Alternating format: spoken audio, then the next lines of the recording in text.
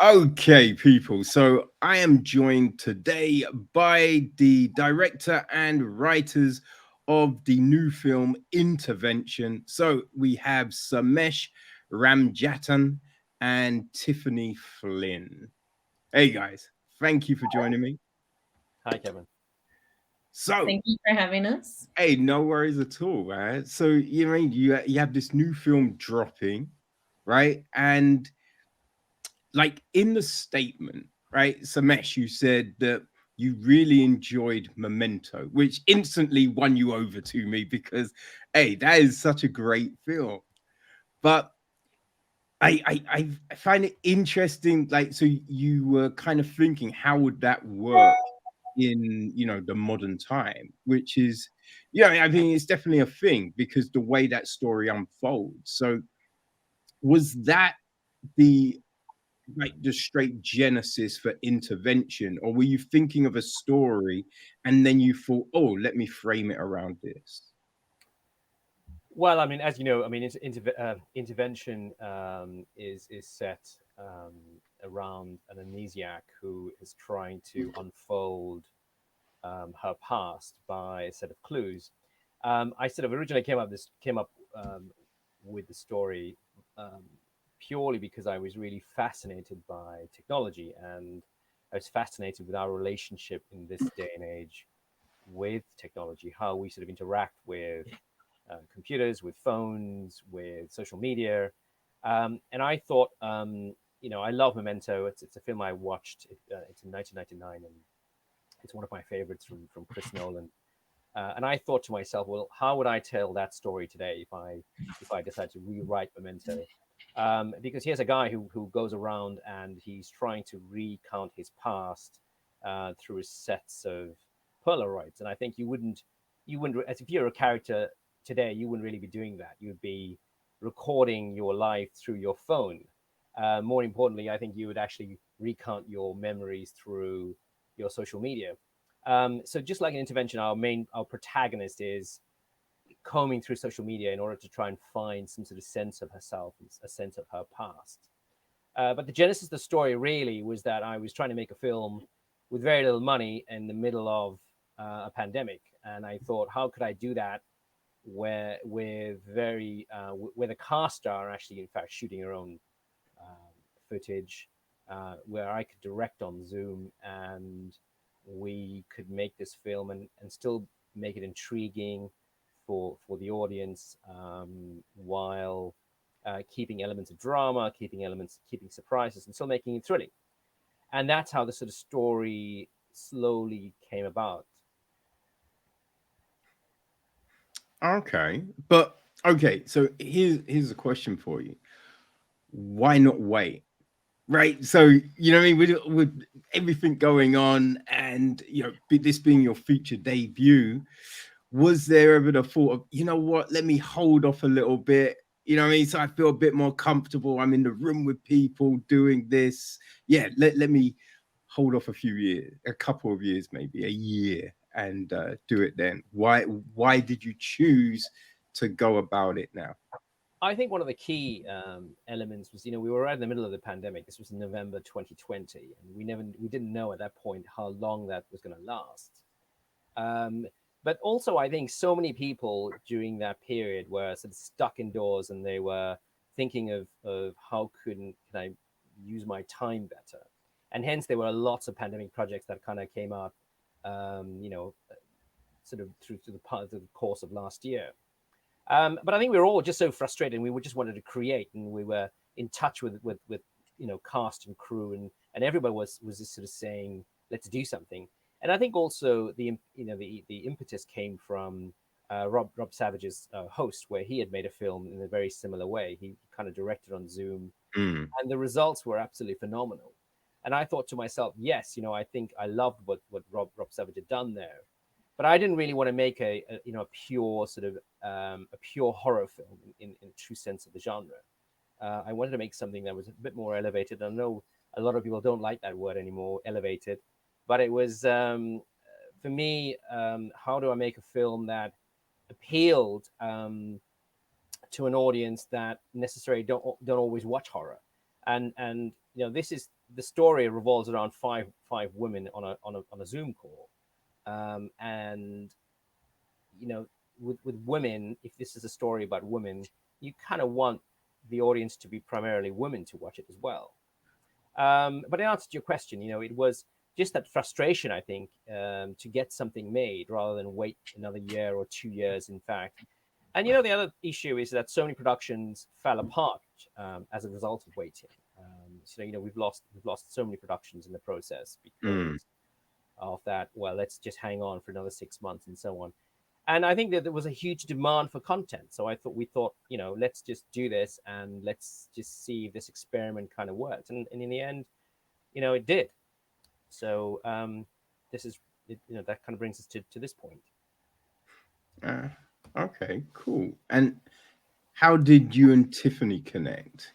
How did that creative partnership form? Well, I didn't know Tiffany up to that point. I had done a lab with I think it was called Genre Series with Film London, and um, I'd written the script for Intervention. And I thought to myself, I really would love for somebody else to kind of really bring bring the woman's perspective into the primarily because there are five women characters and I'm not a woman, so I wanted someone to flesh them out and give it a perspective that perhaps I was not seeing so clearly. So I just put out a call to colleagues on the Film London site, and before I knew it, Tiffany had reached out, and she seemed like the perfect person. I think we sort of hit it off straight away, and our style was very similar. I'd read some of her scripts, and I thought, wow, this is a very talented writer here. And I think she would then bring something to the piece. And I think as a director, you always look for other people to not just to collaborate with, but to bring something more to the material. Mm. You always want somebody to give you a perspective that perhaps you're not seeing. Um, and in that case, and that's why we sort of surrounded ourselves with the best people who we could afford, of course, and who were available. But that's how we um, Tiff and I hooked up. Great. So, Tiffany, what was it about the script that spoke to you? Like, why did you feel that this was a project you wanted to be involved in? Um, I love a good psychopath, so that was right up my alley. I like kind of the psychological aspect of it and the challenge of it. I mean, you have to hold someone's attention for what is it, like 80 minutes? It came out as 70, 75, 80 minutes. 105 minutes actually, so it's yeah, it's Oh, long. okay. Yeah. So you've got to hold someone's attention for that long, but everything happens in a room, in one room, on one screen. And I thought that was quite a challenge that I wanted to kind of take on. Mm. So, because I think over the last few years, we've definitely seen more um like male directors bring in like a female collaborator to try and nail the female perspective on things rather than before where it was just like a guy writing and be like, yeah, obviously a woman's gonna think this. So it's like taking that perspective. We saw I forget her name, the woman that wrote Fleabag. She jumped onto Oh, James Bond. Waller Bridge. Waller Yeah, Bridge, yeah. Yeah. that's it.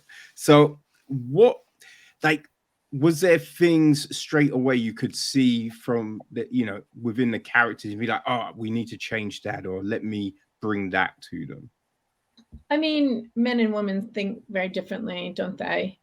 Um, and so I think I kind of brought that more, the more obsessive nature, I guess, of a woman's mind, where we'll, think about something over and over and over again. Whereas, I mean, I feel like from experience, men tend to kind of, think about it and then um, carry on or let it go, kind of a thing.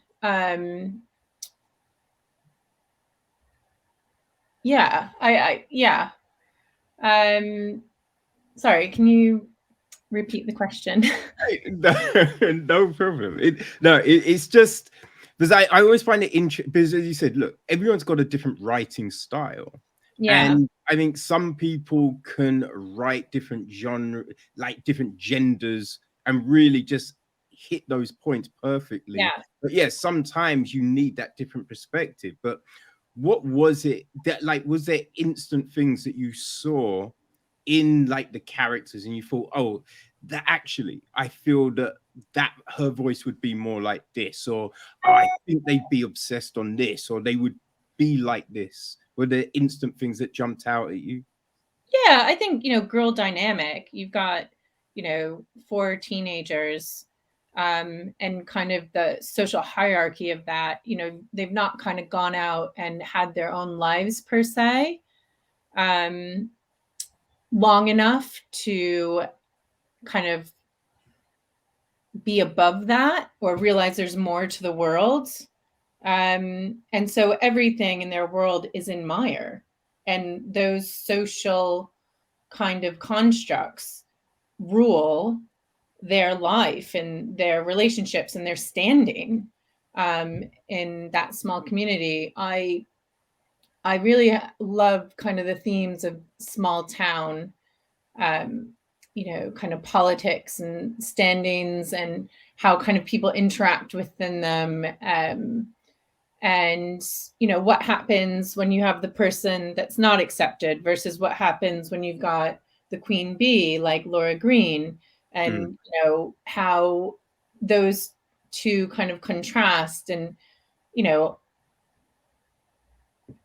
sometimes they're more alike than you think. Why are all the girls friends with Laura Green? Olivia's kind of just there because she's known her since she was a baby and she's in that bubble, and who's she going to be if she's not with Laura Green and Carly? And that's her social circle. Carly has a bit of a parasitic relationship with Laura. Carly doesn't know who she is without Laura Green. She needs Laura Green to feel validated. Elle comes from this, horrendous background. She's ostracized by a community. All she wants is acceptance. And Laura Green offers that to her, clearly with malintent. But and I also really like themes of, trying to think of the right word, the surface versus what's underneath. So you've got Laura Green, which is, this kind of small town, everybody loves Laura Green in the town, golden girl. But actually, she's really shit person. She's a proper little psychopath. And then, you kind of get the person that everybody shuns and frowns upon, Nell, through no fault of her own. She's had this horrible, traumatic kind of childhood. She just wants a normal life, but people are afraid of that.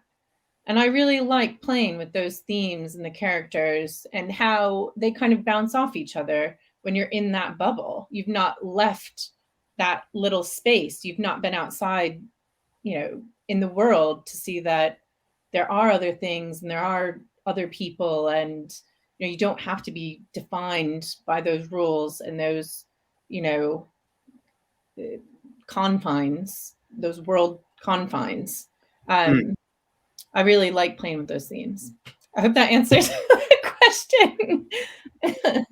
Oh, definitely. This is all about getting the insight into, you know what I mean, what made you guys produce this film, right? So, hey, you know what I mean, talk as much as you want. It's all good.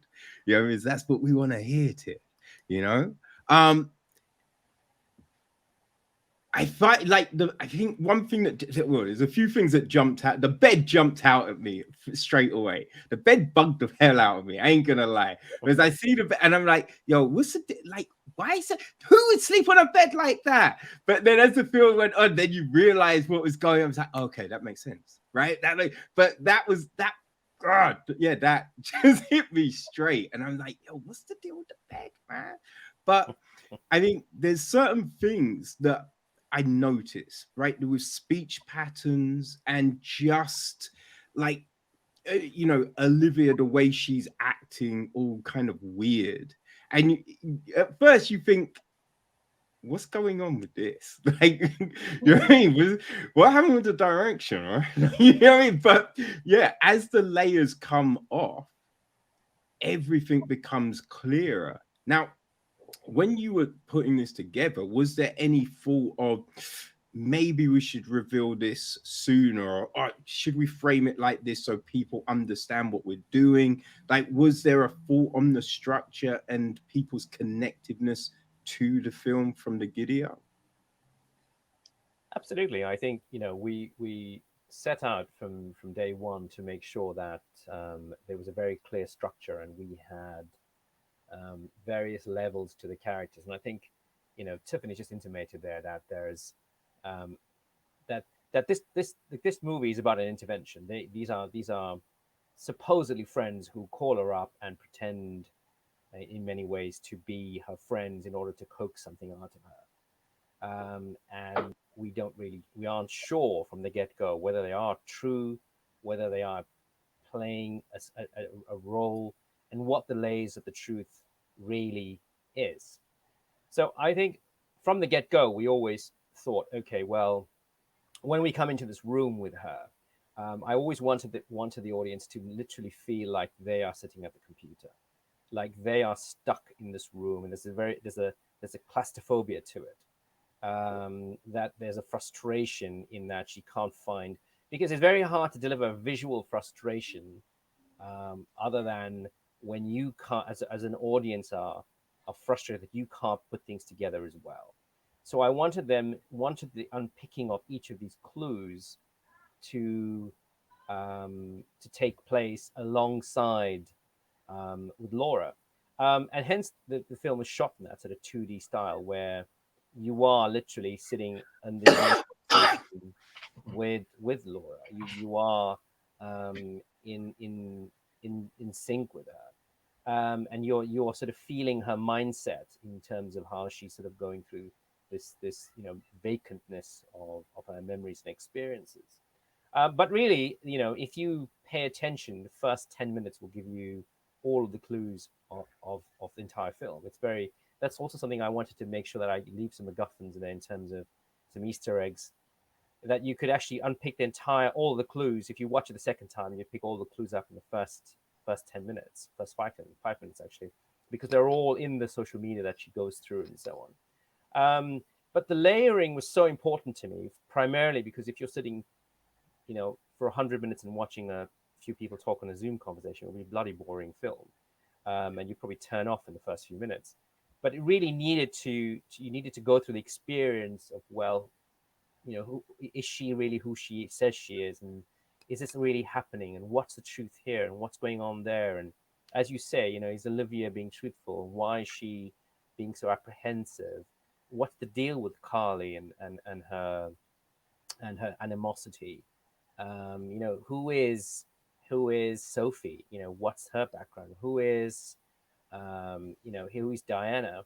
So I think, it's so important to keep the audience guessing and keep them intrigued and have plenty of twists. And then the ultimate reveal is this main character who she says she is. And like you say about the bed is kind of a dead giveaway right in the beginning, that she's not really where she thinks she is. So I think all these little clues, and again, we did as much as we possibly could under the restraint of being in a lockdown, not being able to go into that room and dress it ourselves, because it's done remotely. And bless her, Amber Doig-Thorne, who did a lot of the remote shooting herself, kind of dressed the room herself, and did a lot of the work herself. So our cast were crew as well, because they were doing their own lighting, under the direction of Guillaume Valle, but he was doing the lighting, very, very uncharacteristically, remotely. So, we tried our best to try and make the light move across, not the other characters, but especially in on Laura's face progressively through the entire film. So you get a feel of, okay, well, the light actually is um, playing has a part to play in how she as she learns something about her past. Mm. The light is different. So there's something new, and the light changes. So that was quite important too. Um, but yes, I think the structure was absolutely critical and fundamental, because that is what really the film hangs on. It wouldn't work if you didn't have layers and layers and layers.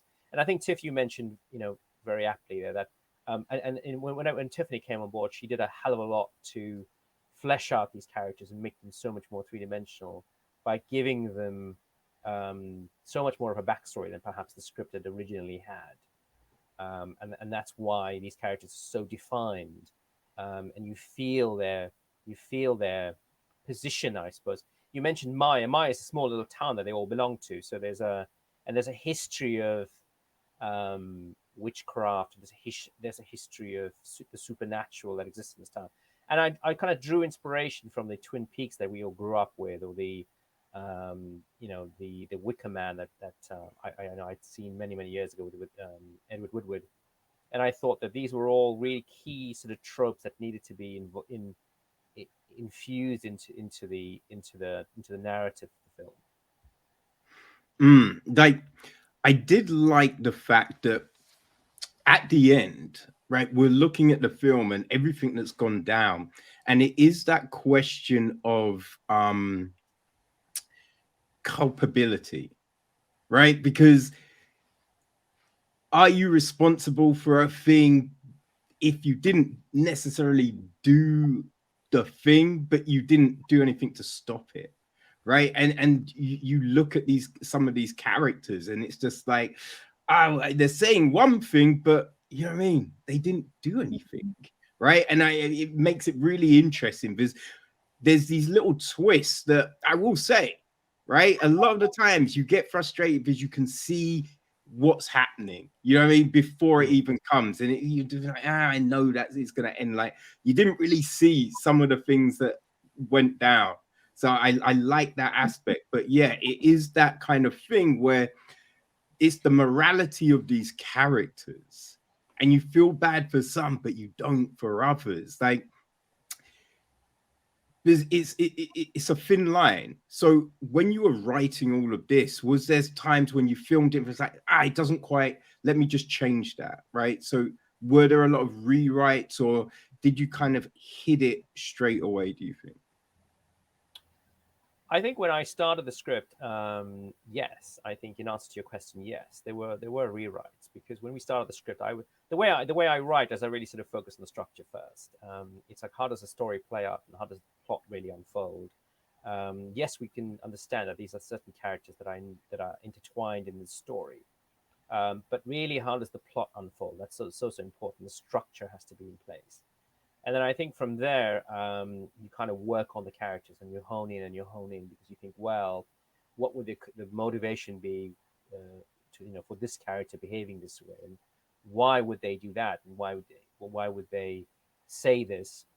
And then furthermore, when Tiffany came on board, I think she had so many questions about the motivations and the drive of some of these characters, that she felt, well, there's a lot more that we can bring to this. Um, and I think what she did was she made sure that every one of these characters held a certain position, and they held that position very strongly. So Carly had a certain type of position. She had a certain view of the world, not just the world that she belonged to. And I think that's one of the challenges of most films today, and certainly the scripts that I produced this as well. So a lot of script that I get as a producer, one of the biggest aspects that's missing is the story world aspect. What is the world that's putting pressure on these characters to behave the way that they do, and what's driving them, and what's motivating them to act. And then that action naturally then causes conflict, which then causes your turning points and so on in the script. So I think that's what was so important. So we had to build this world around these characters. What world do they belong to? Why would they be behaving this way? and what brought them to this one real-time element of their world. Because again, the film was told in real time, so there's no elements where you can cheat. And that was one of the challenges shooting it, because you had to shoot a hell of a lot of footage and then sort of cut it together, but it had to feel like they're all in one complete conversation. Mm. And they're acting to a camera in front of them, but they are they are being directed, or the rest of the cast um, are on a Zoom call next to them on a laptop, which is it's far more challenging to direct, because when you're directing a normal shot in a let's say in a location or in a studio, you can easily just block the shot months before. You know who to play off against. So one actor is going to be very generous to the other, or less than generous. So you're gonna act off a certain cue, or a particular emotion that a certain actor is giving you. But when you're just acting to a flat screen, it's very complicated. It's very complex, because you have to then fill in the gaps. What you think the other actors are, the reactions that are coming from the other four actors, for example. And so that's why. And one of the challenges with shooting a Zoom film is you get this dead space, because you've got four other characters who are just sort of staring at the screen, and it looks really boring. So you have to make sure that you've got all of them reacting, and all of them are doing something, not just sitting there looking dead faced, dead eyed to the camera, to the screen. So there's a lot more challenges to shooting one of these than actually shooting a traditional film, which most people think you think it's the opposite, really. But I mean, I'll let Tiff come in here, obviously, because yes, I think in answer to your question, Kevin, the change, there were lots of changes, and that's the journey I think you go through, because I think there are some people who feel that once they've written a script, they don't want it to be changed, but I feel it needs to evolve. And once you do your first table reading, you get actors to read your lines, you must then definitely evolve that script even further. So you change lines, you change a perspective, perhaps. You suddenly think, well, I think an actor will come in and have a question for you about the way that the way that they feel the character would react in a particular scene. And I think it's so important then to go, well, I think that's a great idea to go that way. And we had a great time, directing. I had a great time directing. I'm not naturally a director. It's not my first go-to position. I'm more a producer and a writer, but it was great to direct, because you had I had an opportunity to explore aspects of more character where we couldn't deliver from a visual point of view. You couldn't have shot after shot after shot where you made up the film in that way. You really had to rely on the strength of these characters and the strength of the acting to make the film. Mm. I agree with that, Sam, about the evolving script from draft 1 to draft 10. Just sitting here in front of my computer, it changes. And then it goes to the producer, and they've got thoughts and ideas, and it changes. And it goes to the director, and they've got thoughts and ideas, and it changes. And it hits the actors, and the same thing happens. And I actually think it's a very natural process, and I think it's what builds success into a script. Two heads are always better than one, I say. And they'll see things that you don't see, or they'll think of something about the character that you haven't considered. There's always room for improvement. Absolutely. I think most of all, your actors will also point out that why would she do something like that, or why would she say that, or isn't there a natural issue with the plot there if she did that, which is fantastic, because what you don't want, especially in a at this when you're making films at this level, which is almost almost zero budget, you don't have the opportunity to test a film. You don't have this opportunity to put it in front of an audience before it gets out there.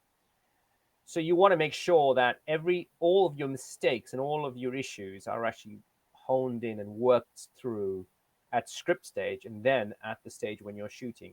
So I think if somebody comes along and says, well, that doesn't make any sense, or perhaps this could be better if we tried it this way, as a director, or even as a writer, you've got to go, absolutely, let's take that on board and let's make the changes. Also It doesn't going, always happen. oh, sorry. No, go on. Sorry, go on.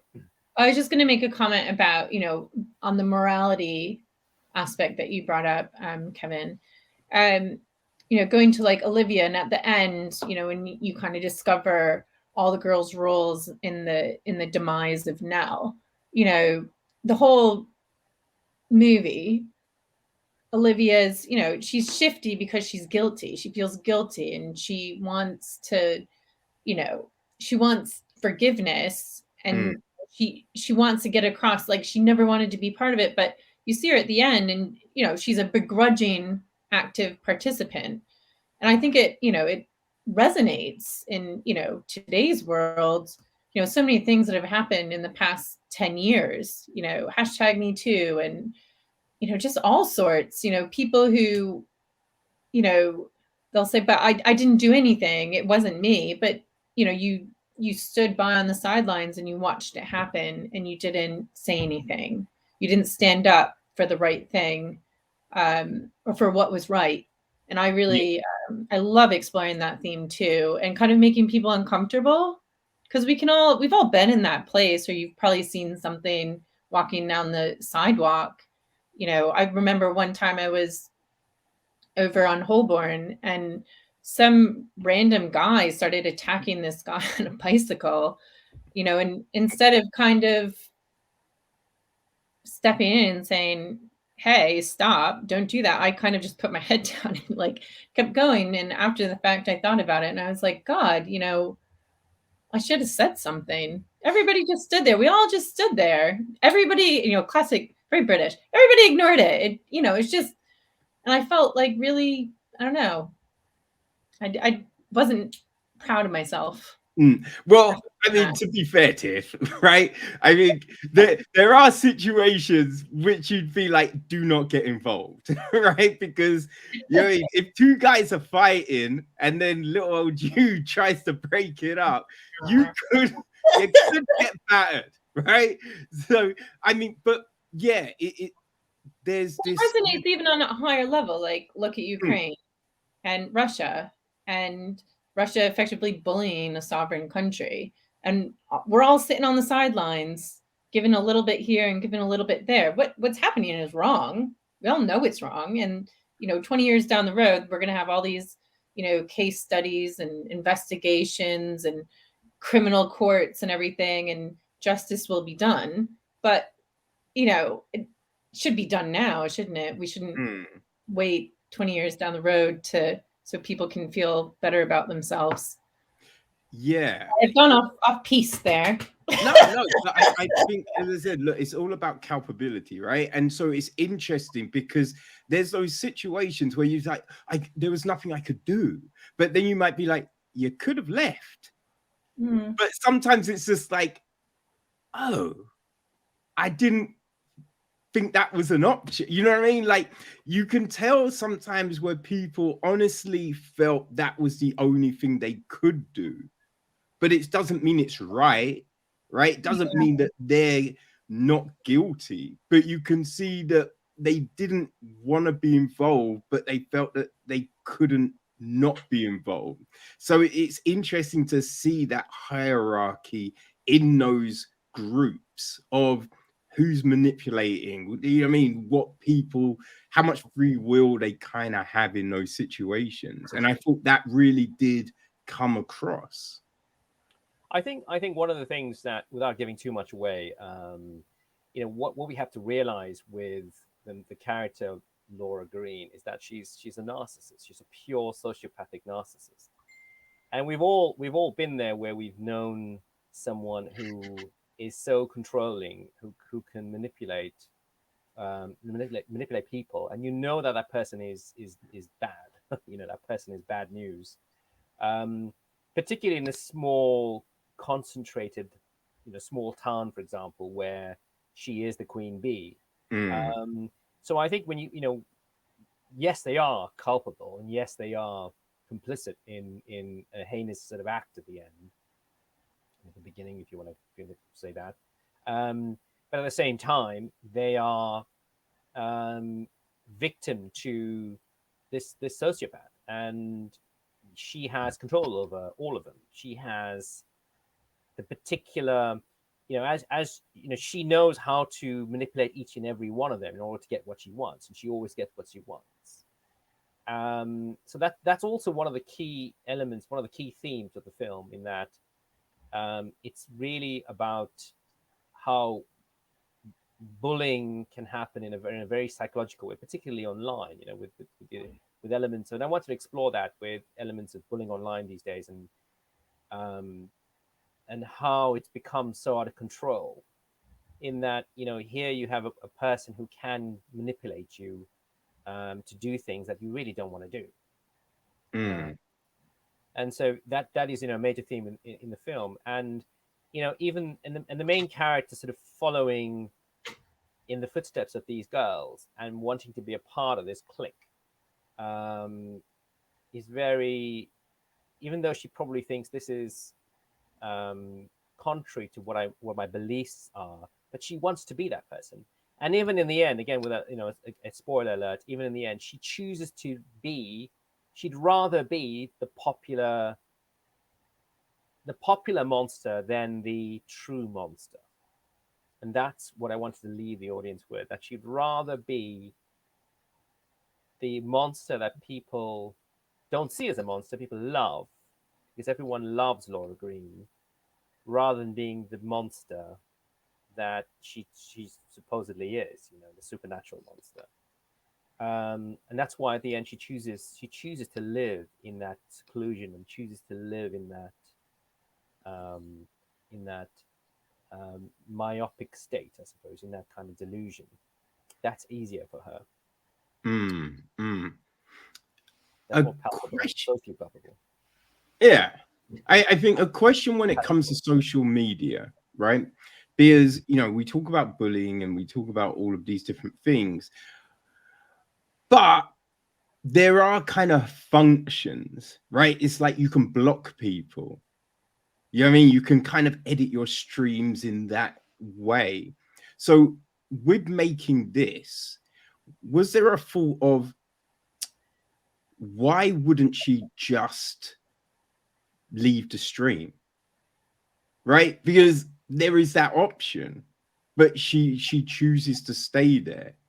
You know what I mean? Like, it was that kind of a thought going into it. Like, how do we show that she has to be here? Like, you know what I mean? With all of this stuff going and, what she's feeling, why isn't she jetting? Like, what's compelling her to stay? Well, I think we see in the first 5 minutes that she's naturally frustrated by the fact that she can't find out who she is. She has an idea. And again, she's been fed a lot of this stuff. She's been fed a lot of the clues and so on by again, spoiler alert, by Sophie. She wants to find out the truth. She knows that there's something amiss. She knows that there's something to do with these girls, something to do with her supposed friends. And there's a morsel of truth in there, and she wants to find this truth. So when she answers the call, she realizes that there's got to be something here. So she can't just simply go, well, I'm not going to bother. I'm just going to switch off, because by the end of tonight, those memories are all gone anyway. So she wants to try and get to that, perhaps that truth, and actually find her memories and realize, well, this is the truth. But she doesn't know what that truth is. So that's why she sticks to it. Now, I think at the end of the day, if she's going to find that one morsel, and when she's looking through her screens and her videos and so on, she's driven to find that's her only occupation in life. She sits in this room, and that's all she does all day long. She doesn't do anything else. So yes, she can actually just click off that, or she can stop being a part of that. But let's be honest, and again, this is going to be a spoiler. She's actually living somebody else's life.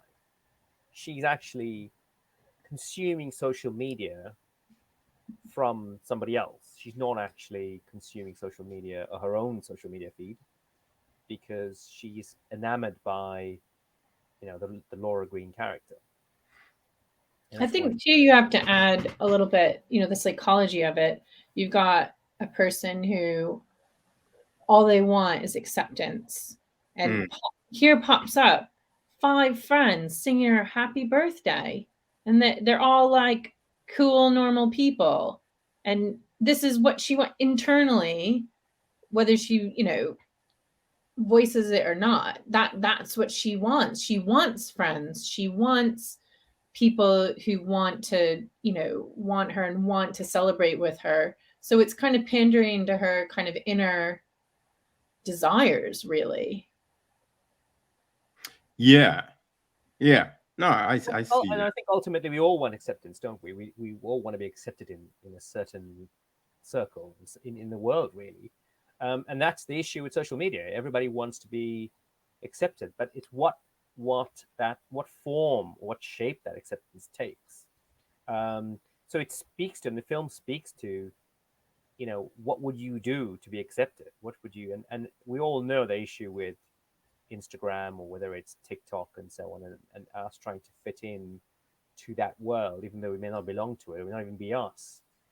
But we all want to fit in. And I think, as you say, Tiff, that's the psychology. Her psychology is, yes, absolutely. She wants to be accepted by this group. She wants acceptance. And so the social media aspect plays a part in that. I think too, also at the end, when she gets the ultimate rejection, effectively, she also gets the ultimate revenge. Mm-hmm. And I kind of like that. It's twisted, but I like it. Yeah. Yeah. I mean, you do wonder how she got it in the room, though. You know what I mean? Like, when you consider where she is, it's just like, yo, security might need to get changed or audited at least.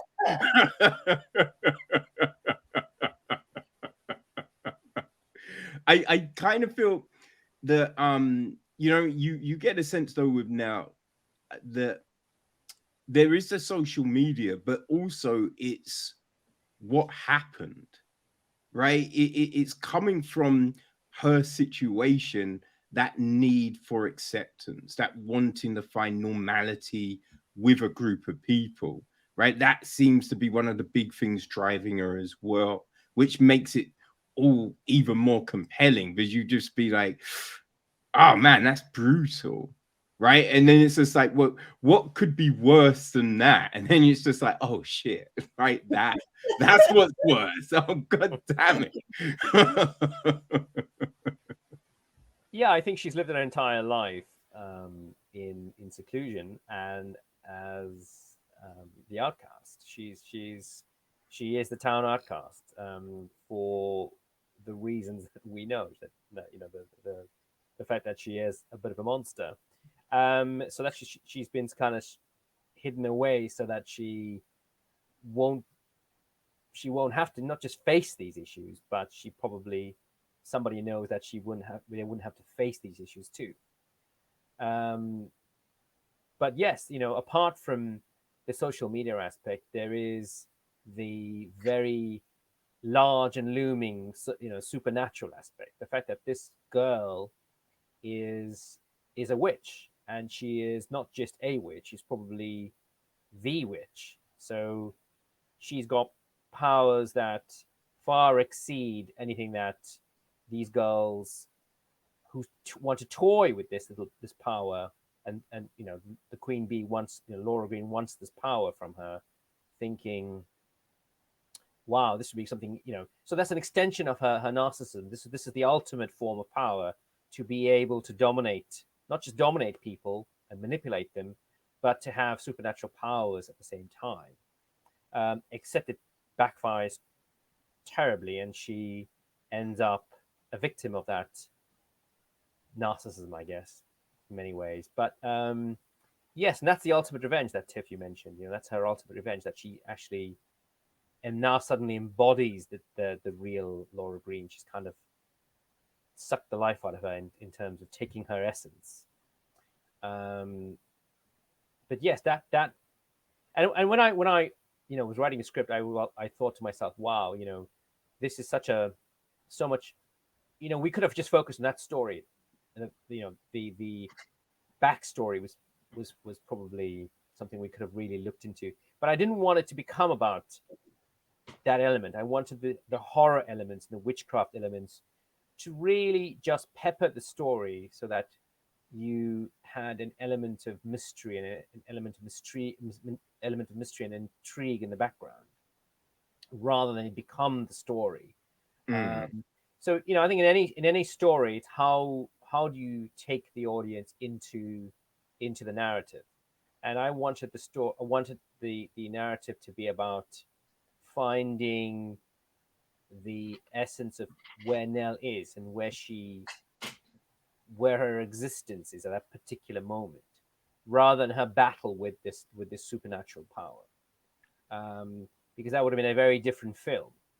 And I think when you start off on the journey of making any film, you think, well, how can we do this differently? How is this going to appeal? Is there a hook to it?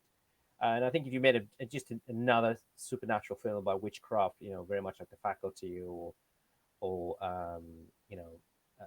so many other witch films, like The Witch recently has been just released as well, then it becomes a film just about witches, and rather than a story that has a bit more of a social commentary, which is what I'm always genuinely interested in as a filmmaker. Yeah, no, I like the fact that we kind of have that supernatural element floating around the background. So there is that, was this a thing? Like how much, like what's really real? What really happened? And we don't find out until the end, which then just really does like make you just be like, God damn, that's yeah, that works. I enjoyed that aspect of it. Now, one thing I'm wondering, right, because of lockdown and it changed the way you did this, like, how different would this film be if the intervention happened in one room, but they're all in that room together, like a traditional intervention, sitting in a circle, or ever how they want to be sitting, but they're all together in a room? How much different do you feel this film would be done like that? I think that the core of the film would still be there. I think the elements, the characters and how they interact and their particular motivations for being in that intervention would still be the same. So those things wouldn't change. I think we would probably have much more freedom to shoot the film in so many ways. But then again, there's been a few films made this way, and you think about Unfriended or Searching, and of course Host, and then you ask yourself, well, how would that film be if these would, if we did a séance the normal way, for example, in Host? I think then you would lose a really fundamental element to the film and its hook. I think Host works because it's a Zoom séance. I think Intervention works because it's the fact that these characters can't reach out and strangle each other, makes it all the more frustrating, and also makes it all the more mysterious and intriguing, because you don't know what's really happening. As we sit and look at each other on a Zoom call, we don't know anything else about that person. The backgrounds could be completely false, so it lends to that element of, well, what we don't know about the character and about the situation. I think if you put this story in a room, you would then have to then appeal to the traditional filmmaking tropes. You'd have to set the story, and you'd have to bring other elements of drama into it. So it would become, I think, far less of a story, I think, if you just simply shot it that way. And then you'd also have to give the audience, one of the key things is you have to give the audience what they want. And I think you'd have to give the audience action. You'd have to move your camera around much more. You'd have to move your characters around much more. So even if you kept it in one room, let's say, I think you'd have to do much more to keep them intrigued. So being on Zoom, you can get away with a few things because then you don't have to move that camera around so much. I don't know what you think.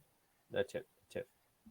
I kind of agree. I was just trying to think of like how that would have worked. And I think it would have been a completely different film.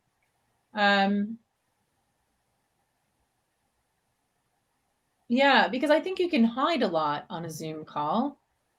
You know, body language and tics and gestures that in person you can't get away with. Yeah. And that element of kind of you wouldn't be able to be as sneaky, I guess. You know what I mean? Like it would too much would be revealed. So what Sam said is right. Like, you know, you'd need action.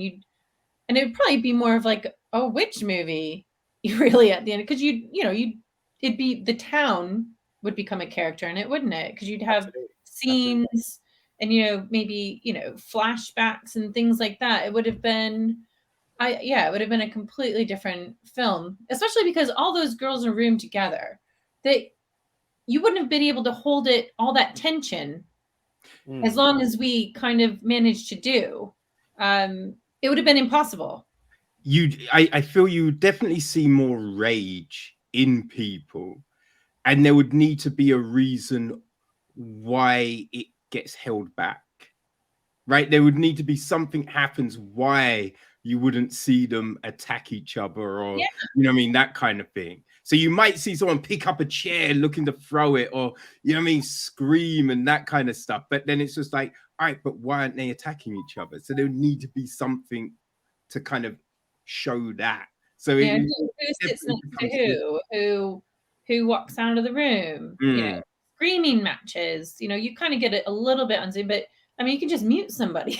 Yeah. The beauty of Zoom. So, it would have been a completely different film. How would you get those characters in a room together? Because I think I think a lot of those characters are quite reluctant maybe to get into a room with Nell. I know I would be. So I think they probably would be like, I don't want to really face her again. So Zoom makes it kind of convenient that they see her, and this is a great way to get the truth out of her. But I think you'd have to flesh that story out, because it wouldn't just be about those things. And I agree with you, Tiff. It'd have to be about where they are and flashbacks about how Laura Green is missing, and it would be about really how and we couldn't do that final scene or that sequence in the house the way we did it. It couldn't be so Blair Witchy. It would have to be very different. And even if you tried, what I would do then is I would probably set it in a way that it would be kind of Blair Witch. Maybe they were out in the woods and this whole thing came out that way, or maybe they were stuck in a room and that's how that came out that way. So I think you'd have to tell the story in a very different way, and you have to find a way to tell it in a way that the audience then picks up on it. Otherwise, it will just fall to the flat. Yeah. But you've now done the film, your feature directorial debut. It's all done, right? So there must be that satisfaction that you were able to create something like this in a time of restrictions and everything like that. So yeah, how did you feel once it was all delivered? I think a great sense of joy and relief. I've been wanting to make a film for 30 years. So I've done this. I went to film school about 30 years ago, and then I just never committed to making a film. I sold scripts and did a lot of writing at the time and did other things. Well, you did restaurants. How do you go from film school to restaurants? Well, I think every film school student will tell you, you've got to have a plan A and a plan B, and my plan B became my plan A. So that's why I ended up in restaurants and loved my restaurant career. I still do. I love, everything about restaurants and the hospitality industry. But there was always this frustration, and there was something lacking. You find that there's something that's missing, and everyone will tell you that, because I think filmmakers have this creativity that is just itching to get out, and they just want to tell a story. And everyone has a story in them they want to tell, and some succeed and some don't. And I really have, but I think in 30 years, I probably have about 100 stories in my laptop, in various forms, some written, some not, some just ideas, some written into books, because I've authored 4 books as well. But I think, everyone is itching to tell a story, and I think filmmakers are itching to have a voice in the world. They have something to say about the world, because stories are not just, here's a character A, something happens to them, and then they forced to go on a journey, and then they have to change something about themselves in order to succeed. Because then every story would just be this kind of cookie cutter film. I think every story has an impression, has something to say about the world or the person that's telling it. So I think, intervention is about my take on where we are with technology and how we have a relationship with it. And what if we lost our ability to remember ourselves? How would social media then impact on that? But I am so thrilled by the film. It may not it I think it has an audience. I think it will have an audience with certain people. It's not a true horror per se. As I say, it's more psychological horror. Um, in the vein of Saint Maud, perhaps, or Midsummer, in that it's very character oriented, very character driven. But in answer to your question, Kevin, that's probably a long-winded answer to a very simple question. I'm really thrilled to have a film out in the world, and hopefully there'll be many, many more. We're working on other things at the moment, so yes to that. And what about you, Tiff? How did you feel once it was all done? Like, did you feel that I wish I'd done more, or were you just like, no, that's exactly how I hoped it would go?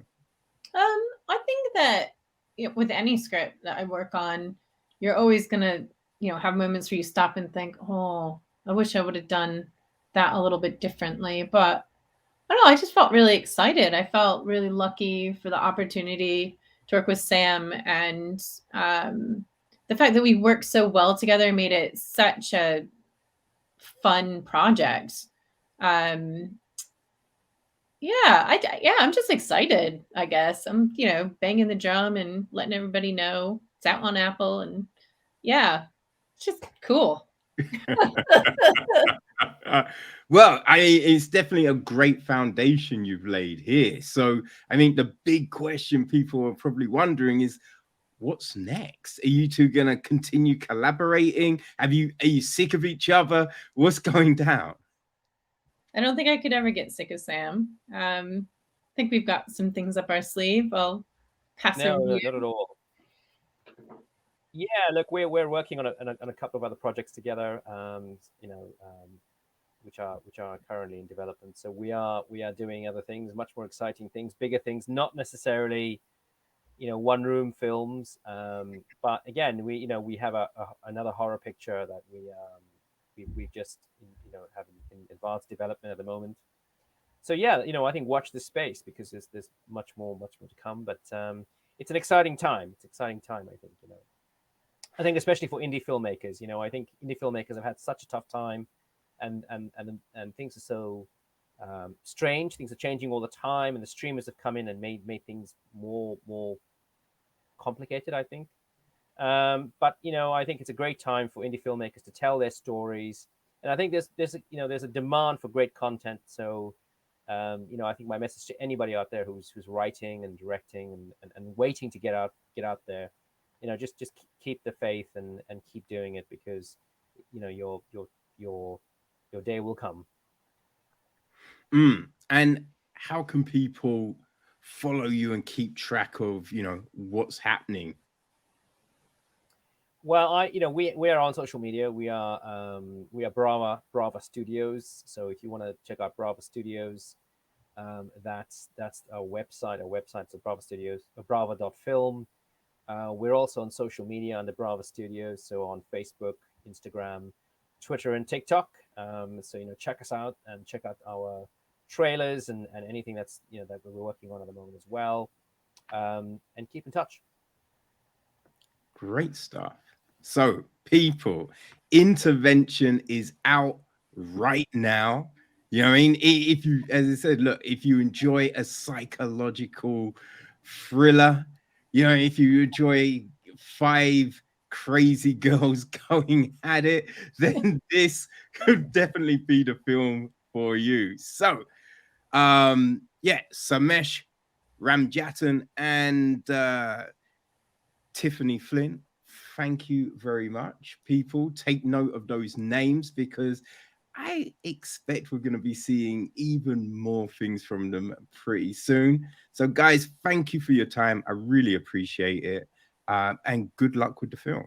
Thanks for having us. Thank you. Thank you. Thank you so much for having us. Hopefully, we'll be doing one of these again soon. When the next project is ready, definitely come back and let's have a conversation. Definitely. Cool. All right. Thank you very much, guys. Thank you, Kevin. Thank you.